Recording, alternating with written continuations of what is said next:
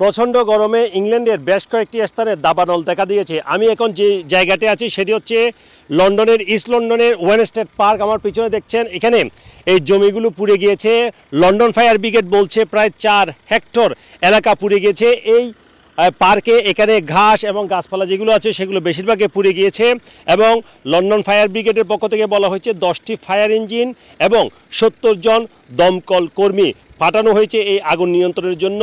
এবং এটি শুরু হয়েছিল 12 আগস্ট দুপুর 2টার দিকে এবং 4টার পর বিকাল 4টার পর এটি আগুনের নিয়ন্ত্রণে আনে। এখনও এখানে ফায়ার ইঞ্জিন আপনারা দেখতে পাচ্ছেন ফায়ার ইঞ্জিন রয়ে গিয়েছে, কারণ যে কোনো মুহূর্তে হয়তো আবার দাবানল শুরু হতে পারে, সেই জন্য এই ফায়ার ইঞ্জিন এখানেও রয়ে গেছে। এর পাশাপাশি ওয়েস্ট লন্ডনের নর্থ হল্টের আর্নল্ড রোডে সেখানেও প্রায় 8 হেক্টর এরকম পার্ক পুড়ে গিয়েছে, সেখানে ঘাস গাছপালা সেগুলো পুড়ে গিয়েছে এবং সেখানে 8টি ফায়ার ইঞ্জিন এবং 60 জন ফায়ার ফাইটার পাঠিয়ে আগুন নিয়ন্ত্রণে আনা সম্ভব হয়েছে। বিকাল 4টার পরে 12 আগস্ট সে আগুন নিয়ন্ত্রণে এসেছে।